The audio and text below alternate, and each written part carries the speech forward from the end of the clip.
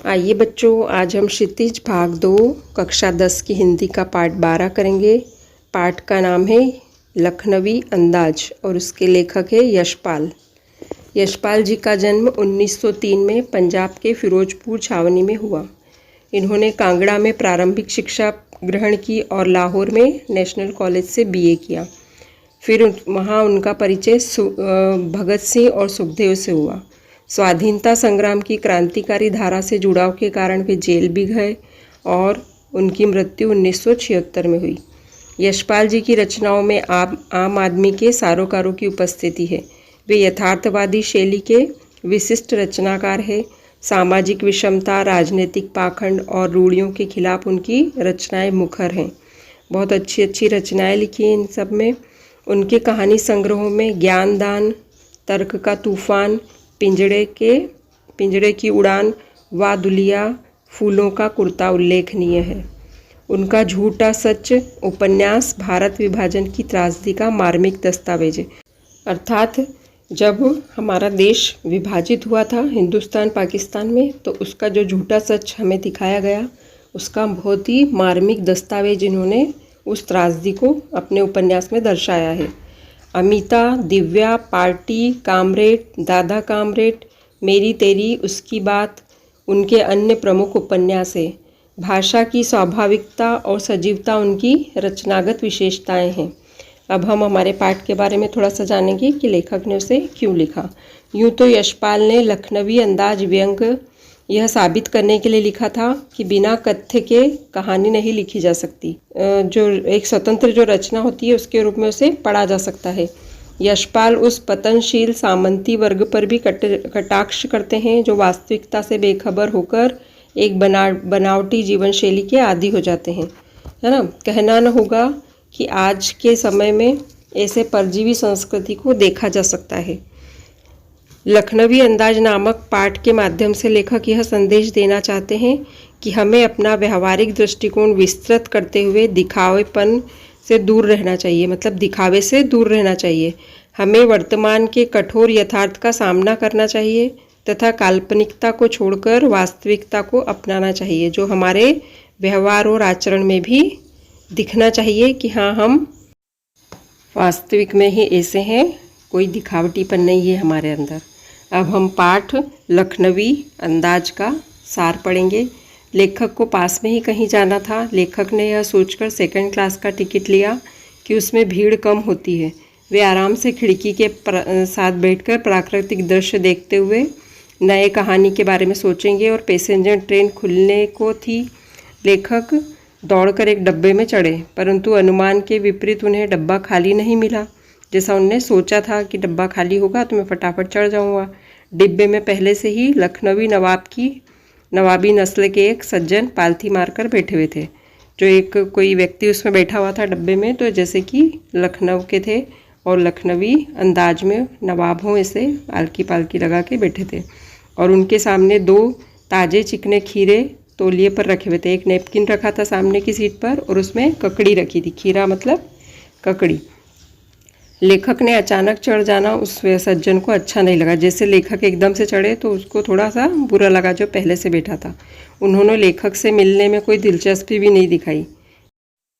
जैसे हम ट्रेन में चढ़ते हैं तो बिना पहचान के होने के बाद भी एक दूसरे से बातें करने लगते हैं, तो उन्होंने इनसे बातें नहीं की और उन्हें कोई रुचि भी नहीं थी। लेखक को लगा कि शायद नवाब ने सेकेंड क्लास का टिकट इसलिए लिया होगा ताकि वे अकेले यात्रा कर सके। अब लेकिन ऐसा हुआ कि उनके अकेले यात्रा करने की इच्छा थी और उनके साथ लेखक चढ़ गए, तो उन्हें बिल्कुल अच्छा नहीं लगा कि उनके साथ कोई सफ़ेद पोश उन्हें मंझले दर्जे का सफ़र करते हुए देखे।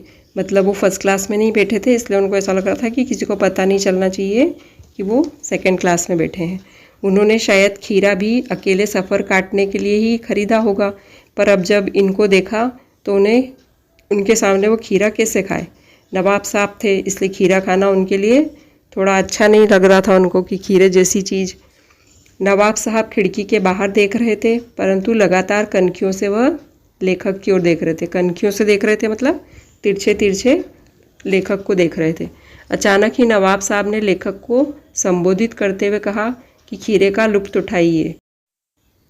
परंतु लेखक ने शुक्रिया करते हुए मना कर दिया। नवाब साहब ने बहुत ही ढंग से खीरे को धोया, छीला, काटा, फिर उसमें जीरा और नमक मिर्ची लगाया और फिर उसे तौलिए पर सजा दिया। और फिर से उन्होंने लेखक को एक बार और कहा कि ककड़ी लीजिए, खीरा लीजिए, किंतु लेखक ने एक बार मना कर दिया था, तो अब दूसरी बार वो हाँ नहीं कर सकते थे। तो उन्होंने अपने आत्मसम्मान को बनाए रखने के लिए दूसरी बार ऐसा कहा कि मेरा पेट खराब है वरना मैं खा लेता। लेखक ने मन ही मन सोचा कि मियाँ रईस बनते हैं, लेकिन लोगों की नज़र से बचने के लिए अपनी असलियत पर उतर आए हैं। नवाब साहब खीरे की एक फाँक को उठाते, ओंठों तक ले जाते और उसे सूंघते और खीरे की स्वाद का आनंद में उनकी आंखें भी मूंद जाती, मतलब बिना खाए ही आंख भी बंद कर लेते, क्योंकि खीरे पे जीरा नमक सब लगा रखा था उन्होंने। और मुंह में आए पानी का घूंट गले में उतार लेते। तब नवाब साहब ने फाँक को खिड़की से बाहर छोड़ दिया। इसी प्रकार एक एक करके उन्होंने सभी फाँकों को सूंघा और फेंकते गए। सारी फाँकों को फेंकने के बाद उन्होंने तौलिए से हाथ और होंठ भी पूछ लिए, जैसे उन्होंने ककड़ी खा ली हो। फिर गर्व से लेखक की ओर देखकर कहा, और उस नायाब इस्तेमाल से थक कर लेट गए। जो ककड़ी खाई थी उस पर थक गए और लेट गए। और लेखक ने सोचा कि खीरा इस्तेमाल करने से क्या पेट भर सकता है। तभी नवाब साहब ने एकदम से बड़ी डकार ली और बोले, खीरा होता है लजीज पर पेट पर बोझ डाल देता है, मतलब पेट भारी हो जाता है।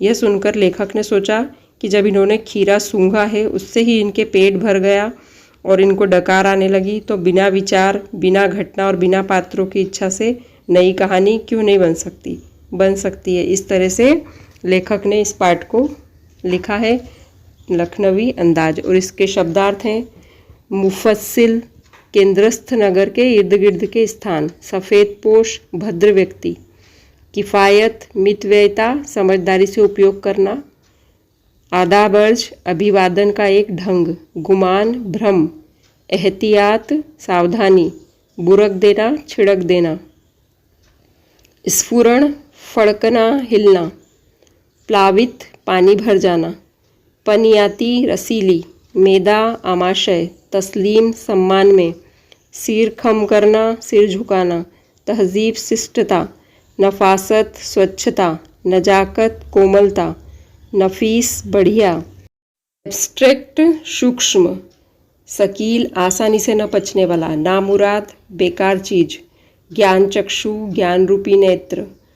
और इसके अलावा और थोड़े से शब्दार्थ हैं, उतावली, जल्दबाजी, प्रतिकूल, विपरीत, सफ़ेद पोश, भद्र व्यक्ति, अपदार्थ वस्तु, तुच्छ वस्तु, गवारा न होना, मन के अनुकूल न होना, लथेड़ लेना, लपेट लेना, एहतियात, सावधानी, करीने से, ढंग से, सुर्खी, लाली, भाव भंगिमा, मन के विचार को प्रकट करने वाली शारीरिक क्रिया, जो हाथ पैर चलाते, इधर उधर देखते, वो सब कनखियों से देखना, इस तरह की भाव भंगिमा जो हमारे ऊपर दिखती है उसे शारीरिक क्रिया कहेंगे।